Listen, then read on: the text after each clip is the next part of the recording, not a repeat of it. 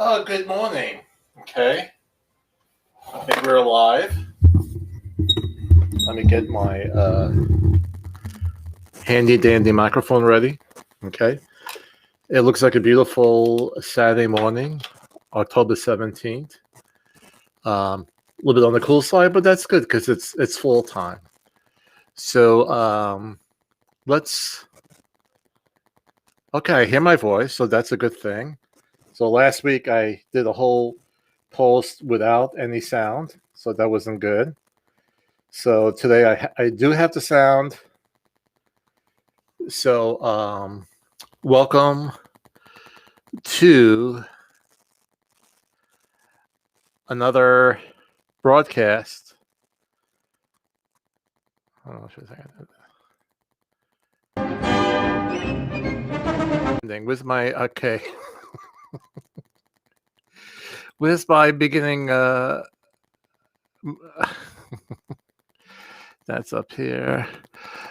Well, let me just fix something for a second, but I hope you're doing well. Last week we had a very serious conversation on what may happen in the future with the real estate market if certain things didn't happen. One of the biggest things is that we got to get another stimulus package out to help people pay for their rents. We don't want owners of investment properties, if they have their own mortgages on them, to go into default. Okay, so we really need that second stimulus package. And number two, we really need to get control of COVID-19, which, if you look at the recent reports, now we're having surges. I just got a Facebook message from my sister who lives in England, and they're going back to tier 2, and they cannot have anybody in the house who's not the immediate family. So they're getting very, very strict. So, like I said, and I've said earlier, we have to beat this thing. The sooner we really eradicate it and it ends, we're much better off. The longer it takes, the longer, well, let's put it this way, there will be more issues, okay? The longer it will take to bounce back. And the longer it takes, more businesses will close, more people will be out of work. So two big things we have to do is get another stimulus package out, sort of almost like a bridge loan to once we beat this thing. And I'm not saying we're not on the verge of beating it. I'm just giving you the what is, what might happen. I pray to God that we have a vaccine by next month, and it goes out to everybody. I pray to God for that. I pray to God that we find a cure. But if it doesn't, we have certain issues to think about. So I have my my preview uploaded. So now it's time for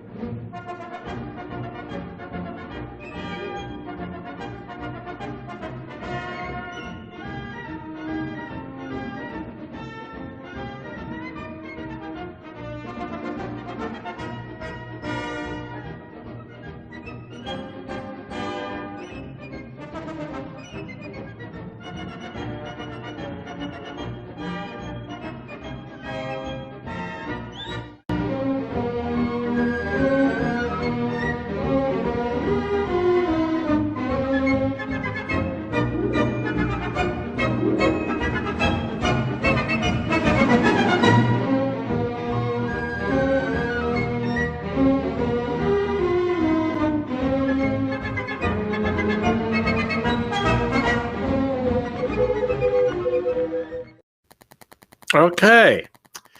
So that was our little preview of what's going on, and what's today's topics that we're going to talk about. And it's a big item. It really is. And before I go deep into it, our producer Leonard is again outside the Hampton American Theater in Phoebus. And just to mention some things about Phoebus, I drove past Mallory and then on to Mellon Street. And these are for people who live in Hampton who know Phoebus. There's a lot of development going on there. I understand we're going to have the Baker's Wife restaurant, which is a French restaurant. We're going to have a cigar wine bar, and I like that.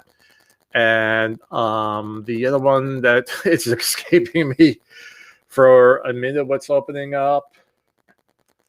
Oh, I sent it out today. If it comes to me, there's another place opening up, and right now I forget it. But I do want to talk about the American Theater that I love. Okay, I've been there for many concerts, from classical to jazz to plays to comedians. Went to see the guy who does a perfect impersonation of Groucho Marx. I love the theater, the American Theater. They have a very ambitious schedule starting in fall. I mean, in February of 2021.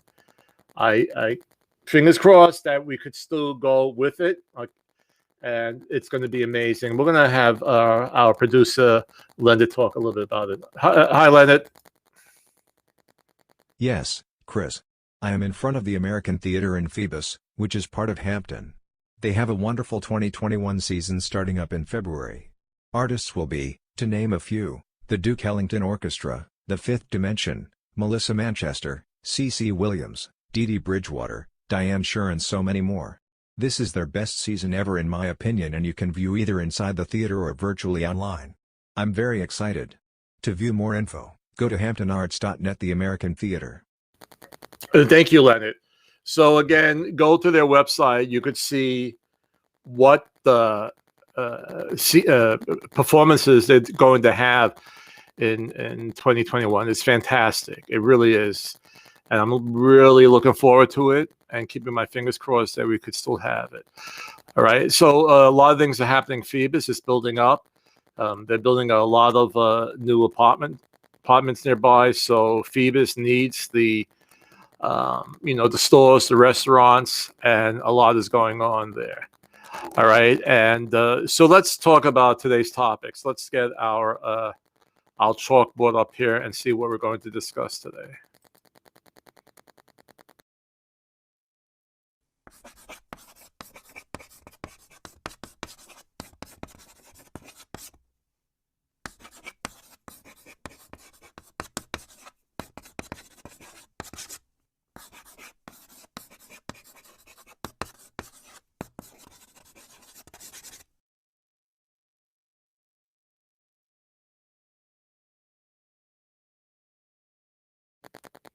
Okay, and let me get back up here. Just a screenshot of that blackboard. Okay, and all right, I'll close my caption here so you can see a little bit better. And let's see, can I come in here a little bit? Let's see. All right, let's just leave that up here for now. Okay. So I just want to start off when I get a potential new home buyer as a lead, and it's from very different sources. It's from people who see my advertisements, my videos, my live streams, who call. Some are from a source that provides leads, and they're all gung-ho for buying a house. And when I ask, have you been pre-approved, and it hasn't happened, or they'll say, yeah, but I'm going to be, but I want to work more on my credit. And this is the biggest hurdle to come over. I have many leads I'm working on that I keep in touch with on a weekly basis. But they still haven't gotten through that first hurdle about calling a mortgage loan officer. And again, a couple months ago, I had on Lisa McNeil Old Point Mortgage, and we did a live stream together. And I said to her, if someone called in and they had really bad credit, are you going to criticize them? Are you going to yell at them?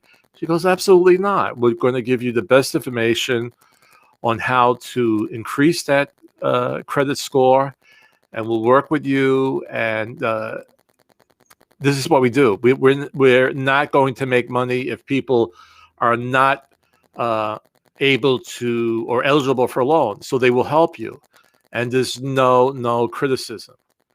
And the best thing, if you cannot be approved now, is that they will give you a game plan, and they will tell you what lines of credit you should pay down first at a higher speed, at a higher amount. You need to pay your monthly minimum for all the accounts. But they say, well, if you could add some extra money to this account, if it's, let's say, a Citibank Visa, they'll give you that, because some companies report a little bit faster to the credit bureaus than others. Some will affect the score higher than others. There's a science to it. I know of it. I don't know the details of it, but I know there's a system. It can't just be, okay, I know I got to make a little extra payments here and I'll do it. No, they'll give you a game plan. They'll tell you what to pay down the first, and what to attack first. And they could even tell you, well, if you pay down this and you bring down this credit line by $300, $500, I'll raise your score such and such. So they'll give you a game plan. It's not like you're haphazardly just paying it down. They'll give you a plan. And when you have a plan, you tend to follow that than just haphazardly, I use that word again, go and trying to figure out what the heck to do. All right. So work with them, call them. And again, the second thing I want to say, some people who, again, are buyer leads will say, okay, I'm going to see what's out there first, and then I'll be approved. No, don't do that. Because there will be a point where you'll find that perfect dream house. You go and you try to get pre-approved or pre-qualified. And the loan officer says, no, we can't do that. You have to bring it up. Your score might take another 2 or 3 months, but you can't buy it right now. So tackle that problem right away. Get that up and running, because this way, when you see that house, that dream house, you could go for it quickly. Because with every offer we put in, okay, there must be a pre-qualified letter. And just to give you, we say pre-qualified, we say pre-approved. What's the difference? Pre-qualified is when you speak to the loan officer on the phone. You tell him or her what your income is from your job. If you have additional income, if you have alimony, if you have rental income, you bring in all your sources of income, and he looks at that or she looks at it, and then they will look at your credit report. And based upon that information, and especially the information that has not been substantiated, such as your income, they'll give you the pre-qualification and your limits. What's the highest amount of home you could purchase? Once you bring in all that paperwork, and all the I's are dots and the T's are crossed, and they make sure there's no other issues, then you are pre-approved. Okay, so pre-qualified could be done over the phone, and it could take from a half hour to an hour. And once that is done, you're pre-qualified. If I am your agent, which hopefully I will be, the loan officer will shoot me over a copy of your pre-qualified letter, and then we go shopping. All right? So don't wait until you find that home. Get that done now. And then, I didn't think I was going to go so deep in this part, but and then once you're pre-qualified, and this is also very important. Maybe I'll just do a class on this or a discussion on this. But then once you're pre-qualified, you can't just go and buy large ticket items like cars, like big screen TVs, if you're going to put it on credit. All right. If you're buying a big screen TV with a credit card, with a store, a line of credit, or you're going to buy a car, you can't do those big things. All right. You have to keep everything under control for that time period until you close. All right. All right. So that's a little before information about what we're going to talk about today. But then a lot of people who are new buyers, they say, well, how much do I have to put down? And there are many different types of loans out there. And you do not have to put down for certain loans 10% or 20% of the purchase price of the house. So in other words, if you're looking at a house that's $200,000, you don't have to put down $20,000 or up to $40,000. There are other loans out there. And what are they? Well, we have FHA, Fannie Mae, and I have VA up here, but that's a special group. Let's first talk about VA loans. VA is for active duty military and retired military, which is then you become officially a veteran. For your service to the country, the government is going to back 100% loan, meaning that you do not have to put down the down payment on the house. So if you buy a house for $200,000, you don't have to put down $20,000 or $40,000. Okay, or maybe down to $6,000 or $7,500. Okay, you don't have to put down anything. You can if you want to lower your payment, but you're not required to. And you do not have to, and we'll talk a little bit more with the FHA, Fannie Mae, have to pay what they call mortgage insurance. And when we get to these two other ones, we'll go into that into more further detail. But going back to the VA,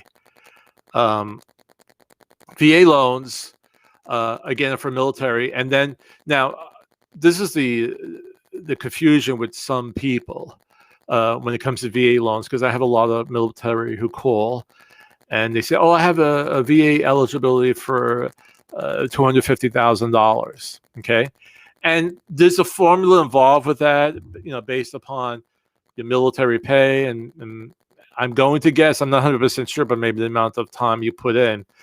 And that may not be true, but I know it's based upon your income. You would be awarded from the VA. They'd say, okay, we're going to back a loan up to $250,000.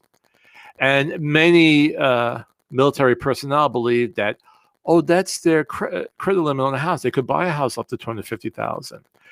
And that's not true. Okay, it could be true, but it doesn't mean that that's the amount of home you could buy. What the VA is doing, they will guarantee a loan up to your amount, and they're guaranteeing the money. They're not putting out the money. The bank puts out the money. So you still have to be within the guidelines of that bank you're going to. So a bank might do your pre-qualification and saying, well, with the income that you're making plus the debts that you're paying out, you're only going to be approved for $150,000. Or they might not approve you at all. So there's a big difference between eligibility and being pre-qualified by a bank. The VA is only backing up that loan for the bank, but they're not giving the money, okay?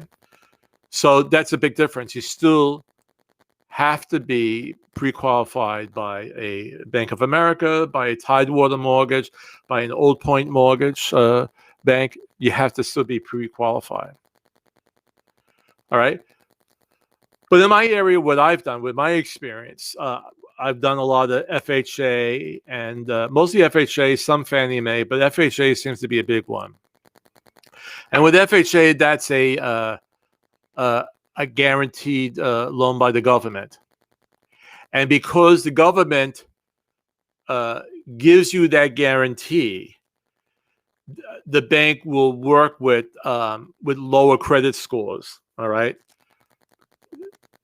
The information I'm going to show, and actually, let me actually get that up here right now. Let's see. Let's close this right now because I have some material to show you. So let's hide that. Here I am. We're going to put this on, and let me make me small. Okay, well, I made myself bigger. I'll just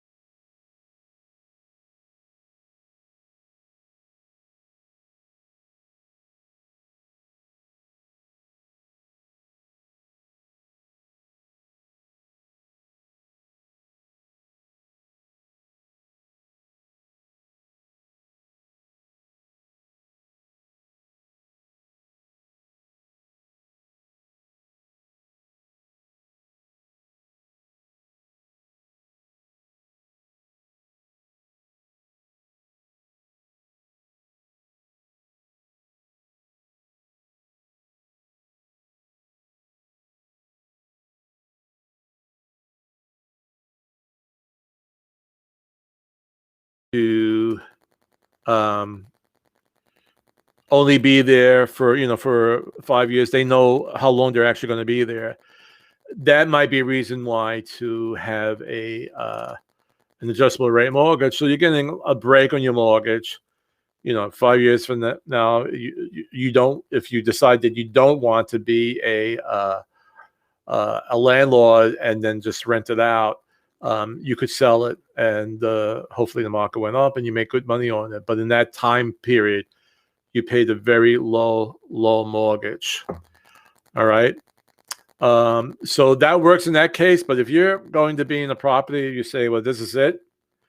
I'm not moving. I'm going to be here until, I once had a client tell me they're staying in the house until they leave feet first. Okay. That means that they're carried out on the stretcher or on a gurney. So if that's your plan, then the adjustable rate mortgage may not be that good.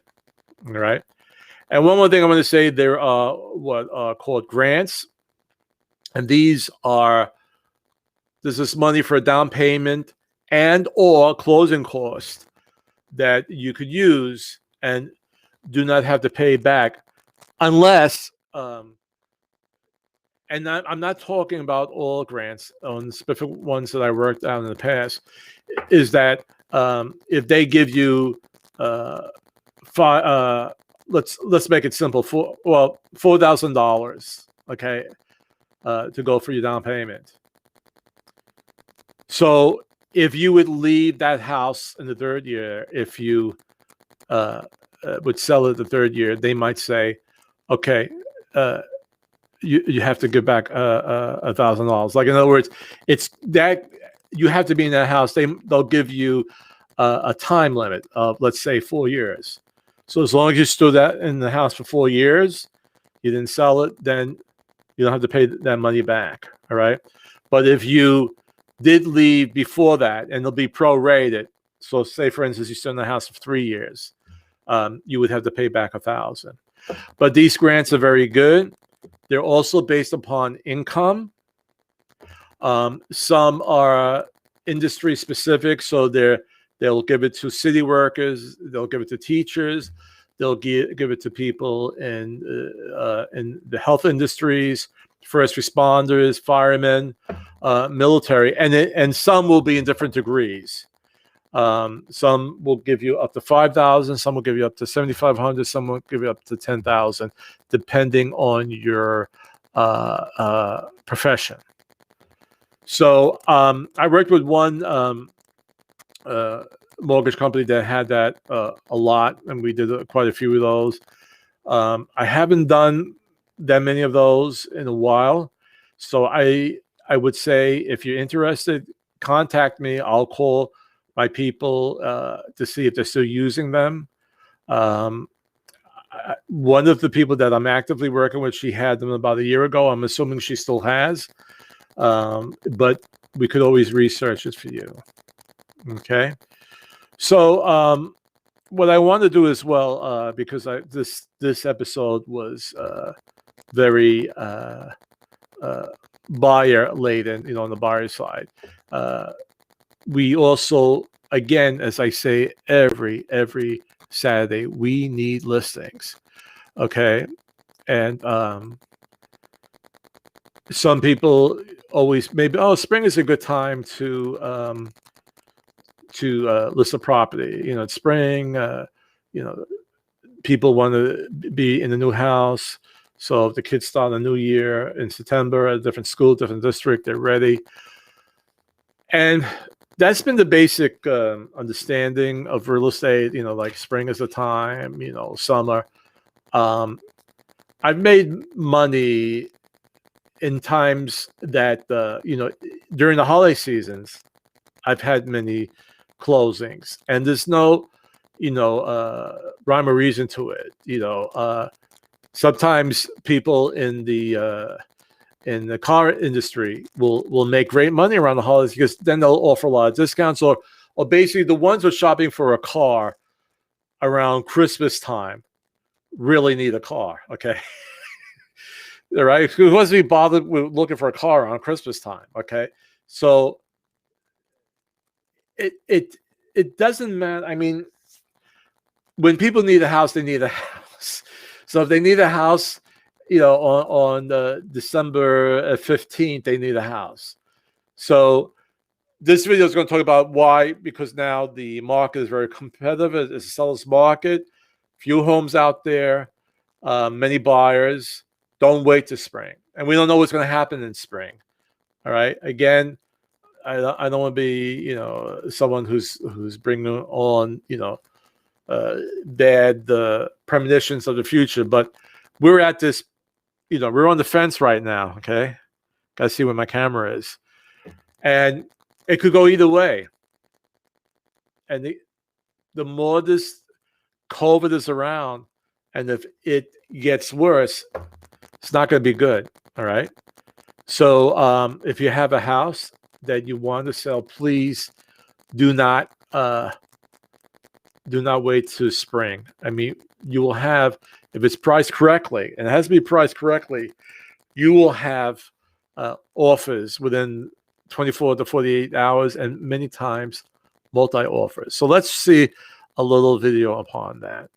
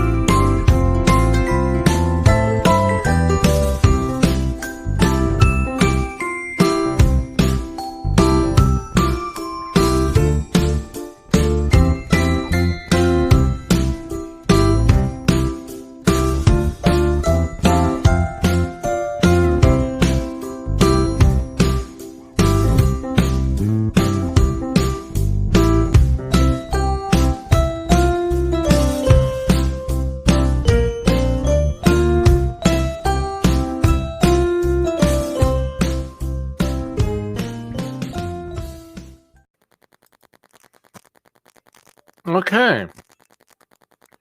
So that goes out to our potential sellers. Don't wait until spring. List your house now. Please call me. That's very important. Okay. We need the listings, and we'll get it sold. As long as you allow me to price it correctly, that's very important. All right. So I think I'm seeing Leonard waving to me to get my attention. Let me see what's going on. Chris, great news. We have a special guest in the audience. He was a Spanish puppeteer known for his speed, skill, and grace as a ventriloquist. His stable of characters included Johnny, a childlike face drawn on his hand, placed atop an otherwise headless doll, with whom the ventriloquist conversed while switching voices between Johnny's falsetto and his own voice with great speed. Seen many times on Ed Sullivan, ladies and gentlemen, Señor Wences.